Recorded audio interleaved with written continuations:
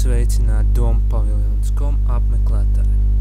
Klāt mūsu aktuālo notikumu otrais video apskats 10 minūtes. Ar jums kopā būšu es, Rolands, un šoreiz apspriedīsimies par nu pat aizritējušo pasaules kausa izcīņu futbolā, kas ir viens no svarīgākajiem notikumiem kā sporta dzīvē, tā arī ārpus tās. Čempionāts pirmo reizi norisinājās Āfrikas kontinentā, Dienvidāfrikas republikā. Par tā uzvarētājiem savas pastāvēšanas vēsturē pirmo reizi kļuva Spānijas izlase, finālā ļoti sīvā cīņā ar 1-0 pārspējot Nīderlandi. Uzvaras vārdus papildlaika 26. minūtē guva Andres Iniesta. Kā jau pēc jebkura šāda mēroga pasākuma noslēguma tiek veidot spēlētāju simboliskā izlase.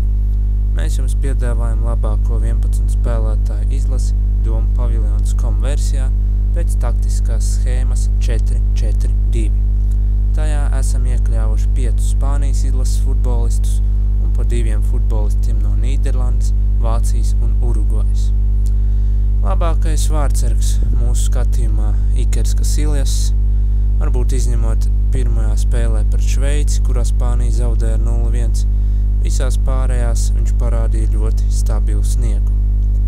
Sergio Ramos, Carles Pujols, abi šie Spānijas izlases aizsargi, varētu teikt, Spāņu aizsardzības balsti, arī visā čempionātā nodemonstrēja stabilu un pārliecinošu sniegumu. Vienīgi žēl, ka Carles Pujols pēc šī čempionāta pateicis, vismaz oficiāli jau tagad, ka aiziet no Spānijas izlases. Diego Lugano, viens no Urugvajas, arī līderiem aizsardzībā, protams jaunatklājums, līdz šim par viņu neviens tik daudz nezināja, kā pēc šī čempionāta, un pavisam noteikti, ka arī viņu vēlēsies iegūt kāds pasaules klases futbola klubs. Un arī Giovanni van Bronckhorsts, Nīderlandes izlases kapteinis, ļoti stabils sniegums savā pieklājīgā jau priekš futbola vecumā un pelnīta vieta simboliskā izlasē. Bastians Schweinsteigers, arī Mesut Özils, Vācijas izlases līderi pussargu līnijā. Özils vispār, varētu teikt, parādīja sevi kā viens no labākajiem Vācijas futbolistiem. Līdz šim par šo Bremenes Werder futbolistu daudz nemaz nezināja. Tagad jau par viņu cīnās vairāki vadošie klubi, arī Spānijas, Anglijas, un redzēsim, kur turpmāk viņš savu karjeru turpinās. Xavi, protams, ka Xavi Spānijas izlases pussargu līderis kopā ar Iniestu veidoja Spānijas saspēli. Ļoti daudz, kas no viņa bija atkarīgs kā uzbrukumā, tā arī aizsardzībā. Un, protams, arī Wesley's Sneijders. Daudz jau domāja, ka viņš tiks atzīts par čempionātu labāko, tomēr ne šoreiz. 5 vārdi priekš pussarga tomēr ir diezgan daudz, taču par čempionātu labāko atzina Urugvajas izlases uzbrucēju Diego Forlanu, kurš arī ir mūsu simboliskajā 11-niekā. Ļoti pelnīta šī balva. Nebaidos teikt, ka tieši viņa dēļ Urugvajas izlase aizkļuva tik tālu līdz pusfinālam. Viņš parādīja īstas līderu dotības vairākiem skaistiem vārtu gūmiem. Un, protams, kā otro uzbrucēju izvēlējamies Dāvidu Vilju. 6 gūti vārdi tomēr ļoti daudz. Parādīja viņš sevi no labākās puses. Nevelti viņš šajā sezonā gaidāmajā spēlēs Barcelonā. Tad tagad par pašu čempionātu. Pēc manām domām tas bija ļoti īpašs, viens no labākajiem pēdējo gadu 10 laikā. To arī apspriež vairāki aspekti. Pirmkārt, futbola pasaulē pirmo reizi radās tā iespēja pa īstam izbaudīt Āfrikas kontinenta eksotiku un iepazīt tā īpatnības pirms spēlēm, spēļu laikā, kā arī pēc tām.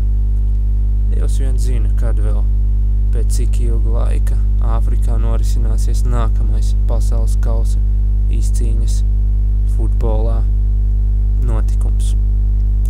Otrkārt, pirmo reizi ārpus Eiropas notiekošajā pasaules kausa izcīņā uzvarēja šajā kontinentā esošas valsts izlase, tātad Spānija.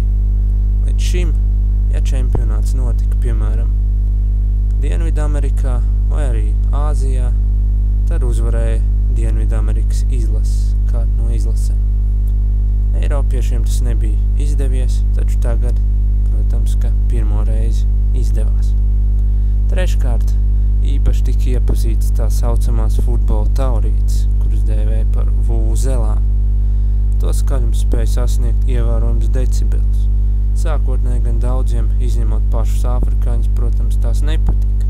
Tika lemts par to aizliekšanu, taču beigās nekas tam līdzīgs netika īstenots. Un šķiet, ka labi vien bija, ka aizliegts šīs vuvuzeles netika. Tomēr tās ir Dienvidāfrikāņu nacionālās mūzikas, tā teikt, dvēseles instruments, ar kuru palīdzību viņi visizteiktāk spēja parādīt, cik kaislīgi futbola fani viņi ir. Ja runājam par negatīvā pusi, tad šis čempionāts daudziem paliks atmiņā arī ar to, ka tiesāšana šeit bija viena no vissliktākajām no visiem aizritējušiem pasaules kausa izcīņas čempionātiem. Daudz jau noteikti atcerās astotdaļfināla spēli Anglija-Vācija pie rezultātu 2-1. Tiesnesis neieskaita acīm redzam vārtu gūmu, protams, acīm redzam skatītājiem, ja pieiet no citu viedokļu. Bet vārds netika ieskaitīti, tā būtu 2-2, bet neieskaitot vārdus beigās Angļi salūza un zaudēja. Vēl viens moments Argentīnas-Meksikas astotdaļfināla spēlē. Ieskaitīt argentīniešu vārti no tīras aizmuguras. Protams, tas viss notiek vienā momentā, taču arī tiesnešiem, ja viņi ir tādi profesionāļi, par ko saņem ievērojams naudas summas, tika lēsts, ka galvenais katrā no tiesātajiem mačiem šajā čempionātā saņēma ap 45,000 eiro. Tomēr arī viņiem vajadzētu vismaz šādas rupjas kļūdas pacensties nepieļaut. Saprotams, ka visi ir cilvēki, tomēr tas ir nedaudz par traku. Šeit būs darbs startautiskajai futbola federācijai, lai lemtu par nākotnes tiesāšanas manieru izmaiņām visādos kontekstos. Ja runājam vēl par pašu čempionātu un tā spēlētājiem, tad, protams, viņš atklāja arī vairākas, tā teikt, uzlecošās, varbūt arī pastāvošās turpmāk zvaigznes. Viena no tām, protams, ir Asamoah Gjans no Ganas, lai arī viņš nerealizēja to izšķirošo 11 metru soda sitienu. Jāatceramies spēlē par Uruguaju, Ganai bija iespēja pēdējā papildlaika minūtē izraut uzvaru un tikt pusfinālā. Jā, viņš to nerealizēja, taču visā visumā bija īsts līderis un guva arī svarīgus vārdus savai valsts vienībai. Protams, par labāko jauno spēlētāju atzītais Tomas Millers. Arī viņš daudziem paliks atmiņā ar savu aktivitāti, piedalīšanos uzbrukumā. Daudzi arī viņam pāredz spožu nākotni. Un arī visbeidzot jau pieminētais Diego Lugano, lai arī viņš bija mūsu simboliskā izlasē, tomēr gribētos vēl īpaši viņu izcelt. Stabils aizsardzības spēlētājs. Reti kurai izlasē šajā čempionātā tāds ir bijis.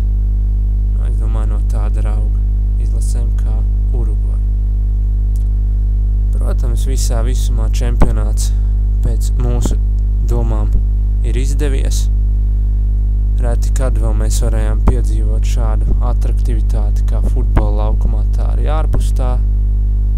Un, protams, redzēsim, ko mums nesīs 2014. gads, kad čempionāts norisināsies jau citā kontinentā, Dienvidamerikā, Brazīlijā. Šīs bija Doma paviljons.com aktuālo notikumu apskats 10 minūtes. Uz tikšanos līdz nākamajai reizei.